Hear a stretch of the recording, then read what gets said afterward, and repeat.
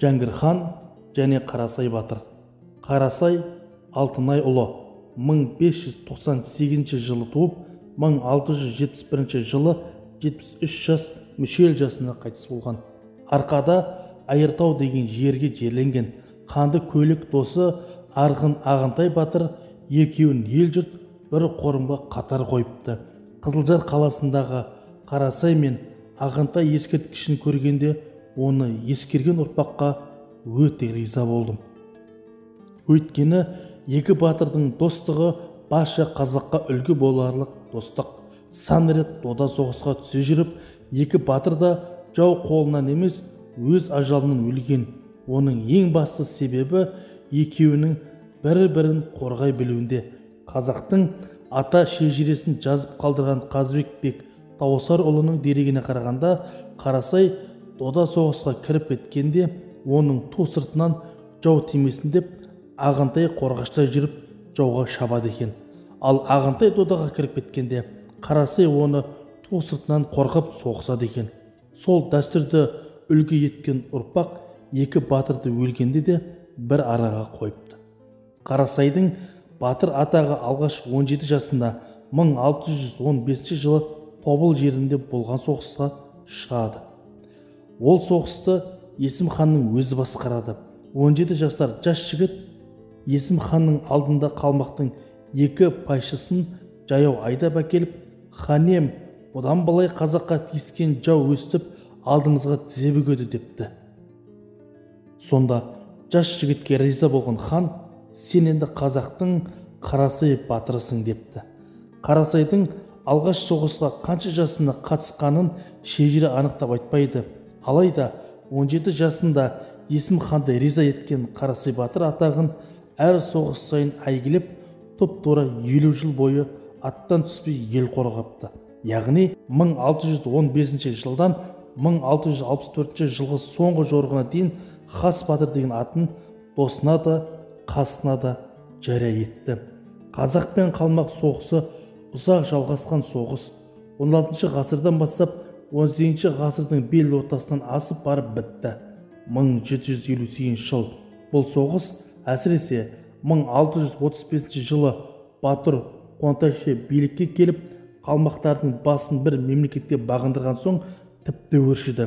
Қазақ үшін өрескел саналатын өз атын өзгертіп, ол Қонтайшы болған соң Батыр атын алды. 10 мыңдай жақын туысының арқасында билікке жеткен ол бірден Есім ханның билігіндегі қазақтарға тиісіп, күш басымдығын көрсетті. Басым түскені соншалық, Есім ханның ұлы Жәңгір сұлтанды қолға түсіріп байлап әкетті. Жәңгірдің дәл осы жылы тұтқында болғанын орыс тарихшылары да жазады. Алайда олар оның ол тұтқыннан қалай босанып шыққанын білмейді, жазбайды. Ол кезде орыс қалмақтарымен жақсы қарым-қатынаста болатын. Соған қарамастан қалмақтардың ол сырды оларға ашпағаны, масқара болғандарын жасырғаны, намыстанғаны. Жағдай шынында намыстанатындай еді. Жәңгір қалмақ тұтқынында 1 жылдай болады. Ұлы үшін алдымызға Есім ханның өзі кішірейіп келеді деп күткен сөзсіз. Сондықтан өзі 17 жастағы кезінен бері білетін Қарасай батырға Есім хан айрықша сенім артқан болуы керек. Оның батырлығы өз алдына. Ауылы да қалмақ қотанымен іргелес. Батыр Қонтайшы Жәңгірді кісен салып қана өз ордасын қасында ұстайды. Ханзаданың бұл халі қазақ үшін де намысты жағдай екені сөзсіз. Сондықтан 17 жастағы кезінен бері білетін Қарасай батырға Есім хан айрықша сенім артқан болуы керек. Оның батырлығы өз алдына. Ауылы да қалмақ қотанымен іргелес, жұрты сыралғы. Ол кезде Жалайыр, Шапрашты, Дулат тайпалары Жетісудың шығысында Балқаш маңайын жайлайтын. Есім ханның ұлы қалмақтардың тұтқыны болыпты деген сөз қай қазақтың да қабырғасына қатты бататын сөзсіз. Ердің де елдің де намысына тиетін жағдай. Осыны жан-жақты ойластырған Қарасай батыр Жәңгірді тұтқыннан қалай босатудың жоспарын ойдағыдай дайындаған тәрізді. Досы Ағынтай екеуі Сапы-Саты көлінің, қазіргі Көлсай қасына қоныстанып, қазақ-қырғыз ауылдарынан сыр тартқан секілді. ақырында Жәңгірдің қай арада қандай күйде екенін әбден көзін жеткізген соң Ағынтай досын және бір батырды қасына алып Қонтайшының ордасына елеусіз ғана аттанып кетеді. Үш-ақ адам мен тұтқындағы ханзаданың құтқарып алам деу бір қарағанда тым ұшқары түсінік сияқтанады. Алайда жан-жақты ақылға салып бейқам Қонтайшыны бейсауыт кезде қапы қалдыруды қарастырған әрекет екеніне істің барысында ғана көзің жетеді. Көшпелі ауылдың кешкі түнгі тіршілігін жете білетін және соны дәл пайдаланған ерлікке еріксіз риза боласың. Аттарын жақын маңдағы бір сайға тастап, олар Қонтайшы ордасына ел жатағына жақындайды. Орда міндетті түрде таза бастаудың төңірегіне тікеледі. Бастаудың басына әркім әртүрлі жағдайға мән бере береді. Бір қалмақ жігітті ат суаруға келеді. Оны байлап, хал жағдайдың бәрін сұрастырып білген соң, аузын таңып, бастаудың басына тастайды да өздері ордаға кетеді. Келе бергендерінде алдарынан біреу шығады. Қарауыл қалмақтың бірі шығар деген қарасай, оны күре тамырынан басып талдырып тастайды.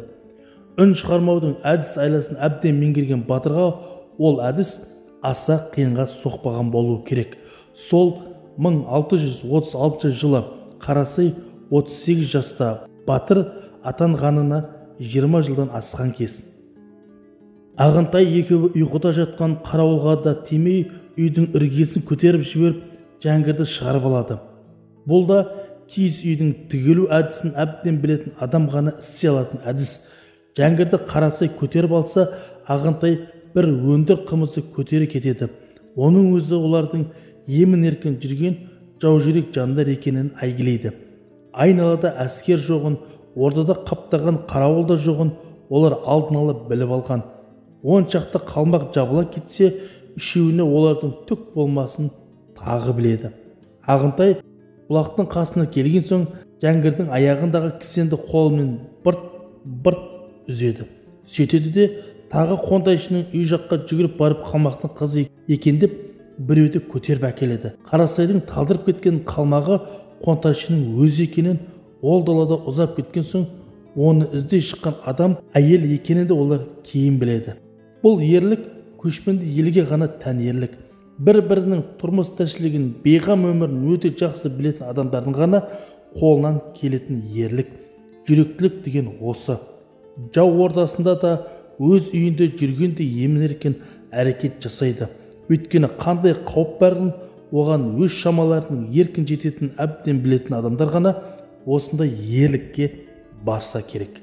Қонтайшыны талдырып тастап, ордасын үш-ақ қазақ келіп ойрандап, үй қапаста ұстап отырған тұтқынын босатып әкету, онымен қоймай Қонтайшының сұлу қатынын қоса алып кетті деген шынында да масқара емес пе? Жастан да, достан да жасырасың, бірақ қанша жасырсаң да ел естіп қойса масқара ғой. Міне, қалмақтың да, орыстың да тарихшылары анық біле алмай, тек қазақтың ғана у-шу әңгіме қылатын себебі осыдан. Қарасайды әкесі Есімханды қалай бағалайтынын Ағынтай екеуіне соншалық сенетінін әрине білген болар. Сондықтан ол да екеуіне ең қиын сәтте арқа сүйген деп ойлаймын. Оған дәлел Орбұлақ оқиғасы. Орбұлақ шайқасы 1643 жылы шамамен шілде айында Жетісудың шығысында қазіргі Белжайлау деген жайлаудың батыс жақ шетінде болған. Оның қалай болғанын, немен аяқталғанын орыс пен қалмақ тарихшылары да қазақтарда жазған. Соның ішінде оқиғаның болған біткенін өз құлақтарымен батыр Қонтайшының ордасынан естіп шыққан орыс елшілері Илин мен Кучембердейко тобыл әскербасы Куракинге жазған мәлімдемесі түп нұсқасы дерекке жатады. Ал ол соғыстың дәл қай жерде өткенін Қазыбек бек Тауасарұлы Түп-Тұқайынан өзіме жинатты кітабында 1776 жылда айтыпты. Оны сол кітапты жариялау барысында Алматыда 1993 жылы оқып білдік. Ол кітапта аталатын Жарбұлақ, Қызылқия деген жер аттары сол Орбұлақ шайқасы өткен жерде әлі күнге дейін солай аталады. Және 2,5 шақырымға созылған оқпана ордың орны дәл сол арада әлі айқын сақталған. Илин мен Кучембердейко бұл соғысқа батыр Қонтайшыны 50 мың қолмен аттанса, қазақ қолы 600 адам болды, ал оған Жалаңтөс батыр 20 мың қолмен көмекке келді деп жазды. Ал Қазыбек бек қалмақтың 50 мың қолына жәңгір басқан 700 батыр оқпаны қазып қарсы тұрды. Жалаңтөс 23 мың қолмен көмекке келді деп жазады. Мен Қазыбек бек бабамыздың жазғаны шындық деп ойлаймын, өйткені ол атасы жазып кеткен Матай шежіресіне сену айтып отыр. Өз тарихын қазақ өзгелерден гөрі анық білуге тиіс. Орбұлақ шайқасы кезінде Қарасай батыр 45-те. Ол батыр үшін кемел жас. Әкесі Есім ханның бас батыр болған, өзін жау тұтқыннан жау жүректікпен құтқарып алған Қарасайды Жәңгір батыр деп қана емес, жанашыр досым деп те бағалаған болар. Оған айрықша сенгенін осы Орбұлақ шайқасында оған ең қиын тапсырманы сеніп тапсырғанын да аңғаруға болады. 2 шақырымнан асатын оқпаны ордың басшылығын Жәңгір Қарасайға сеніп тапсырады. 700 жауынгердің жартысы оқпанаға бекінсе, Жәңгірдің өзі басқарған 300 ат үстінде Қызылқия қалқасына бекінеді. Дер ыңғайын көрген адам ол соғыстың басты ауыртпалығы оқпана ішіндегі жаяу жауынгерлерге түскенін бірден аңғарады. Алайда оқпана оңайлықпен алына қоймайтын қамалдан да мықты еді. Дер ыңғайының өзі сәтті табылған және қорғанысымен шабуылы жан-жақты ойластырылған бекініс еді. Бекіністі қазған кездегі қазақ батырларының негізгі ойы жаудың 50 мың қолын бөгеу емес, оларды мейлінше мол қыру болғаны ерексіз таңдантады. Жауды қарауылға ілудің түрі ойластырылғанда, есесіне сол кезде өздеріне оқ тимеуі тіпті мұқият қарастырылған. Оқпанада түрегеп тұрған адамның тек басқаны қалтайып көрінетіндей жағдай жасалған. Шындығында солай болғанын Жарбұлақтың қасындағы 3 судың құйғаны аталатын мүйістегі аз ғана көне бейіт әйгілеп тұрғандай. Тек Жарбұлақ үстіндегі жалаулы жотасының желкесінде жатқан үлкен жалғыз бейіттің ғана болмысы жұмбақ. Кім жерленгені белгісіз. Бәлкім әйгілі батыр шығар. Бәлкім сол соғыстан не бұрын не кейін жерленген біреу шығар. Дәл Мойнаққа неге дара жерленгенін ешкім айта алмайды. Біздің көп батырымыздың сан ерлігі айтылады да, бірақ сол ерлікті дәл қай жерде қайшылық жасағаны көбіне белгісіз қала берді. Ал Қарасай батырдың жасаған ерліктерінің жылы мен жері көбінесе нақты айтылады. Ал Орбұлақ шайқасы орнына дейін белгілі. Бірақ сол тарихи жердің тап бүгінгі күтімі мен еленуі ерексіз қынжылтады. Кеңес дәуірінде бұлардың бұлығына сиыр малын жайғызбайтын. Қазір жапа мен тезектің бопырынан ордың сілемей күн сайын бітеліп барады. Аз жылда ізінде таба алмай қалатын сияқтымыз.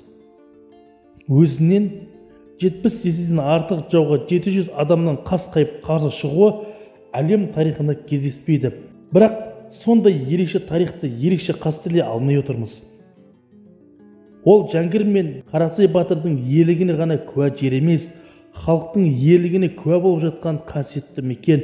Ол қасиетті соғысқа Арғын, Ағынтай, Қомпай, Найман, Көксерек, Бөде, Дулат, Жақсығұл, Сырымбет, Суан, Елтінті, Ұзынмұрт, Ұзақ, Қаңлы, Сарбұқа, Қырғыз, Көтен, Табай, Кіші жүз, Жембет, Жалаңтөс батырлар қатысқан. Атыраудан Алдайға дейінгі қазақтың хас батырлары түгел бас қосқан. Ал соғыста орыс мәліметі бойынша қалмақтың 10 мыңы, Қазыбек бектің айтуынша 11,5 мыңы қырылған. Былайша айтқанда, оқпана мен Қызылқия бекінген әр қазақ батыры орташа есеппен 16-17 қалмақты өлтірген. Бұған мақтаны обал бағалай білу керек. Ел бастаған ханымыздың кемеңгерлігін, ел қорғаған батырымыздың қасиетін қастерлей білуіміз керек. Жәңгірдің әкесі Есім ханды халық құрметтеп, еңсегей бойлы ер есім және Есім ханның есті жолы деген оның негізгі жолы ел іргесін берік сақтау, ол үшін әуелі ел ішін бірлікте ұстауға тырысты. Оның хас батырлары бүкіл қазақ өңірінен бас қосқан Шапырашты, Қарасай, Сүлеймен, Сиқымбай, Арғын, Ағынтай, Қомпай, Найман, Көксерек, Қоңырат, Алатау, Кіші жүз, Жембет, Қаңлы, Сарбұқа болатын.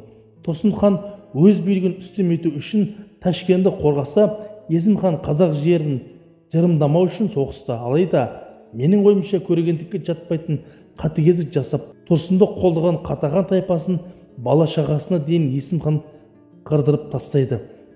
Соның кесірінен 3 ғасырдан кейін қазақ санының аздығынан Ташкент қаласының кеңес үкіметі өзбекке беріп жіберіпті.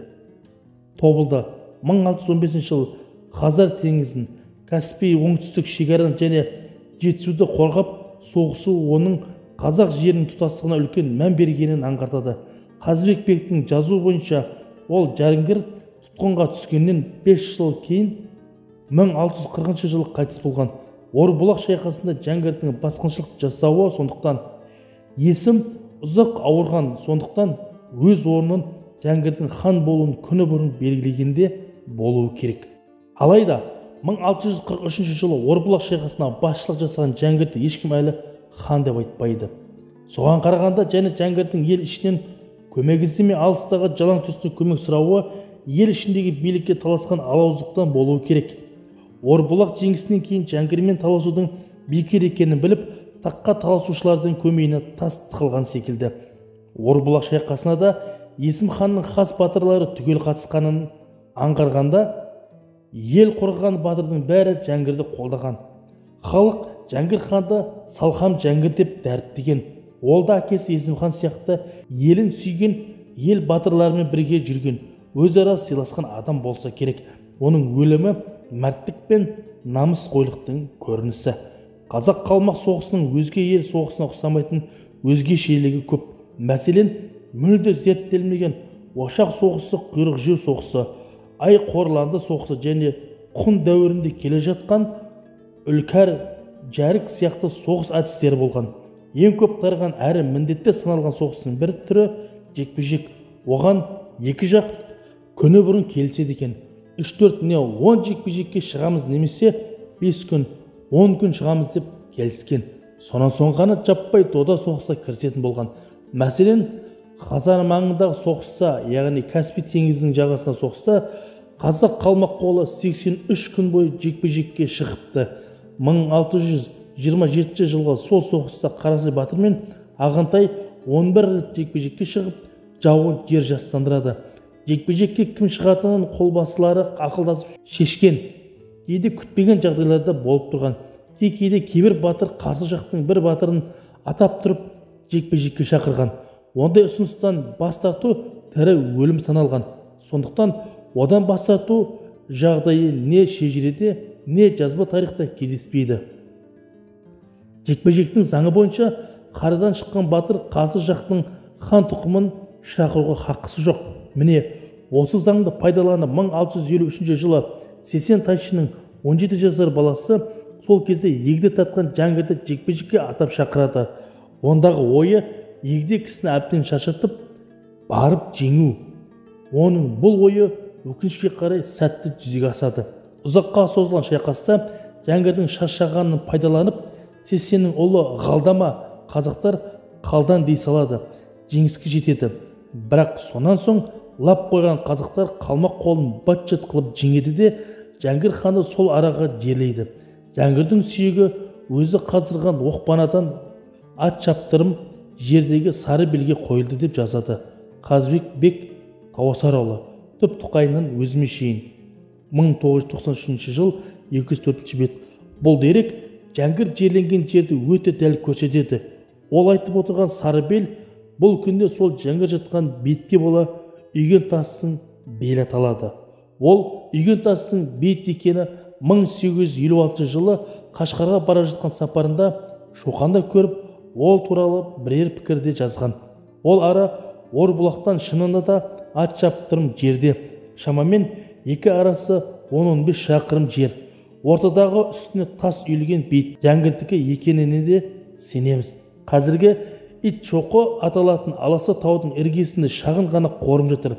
Оның айналасын дөңгелені қоршаған 50-ден аса бейіт бар. Ортадағы хан Жәңгірдің бейіті болса, оны қоршап жатқандар шейіт болған батырлардың бейіті болу керек. Өмірде ханын қорғап соғысқан ерлер өлгенде де ханын қоршап орталарына алып жатыр. Ал Жәңгір бұл жерде тірлігімде де қорғадым, өлгенде де қорғап жатырмын дегенде. Өкінішке қарай бұл бейіттің жайы күйі мәз емес.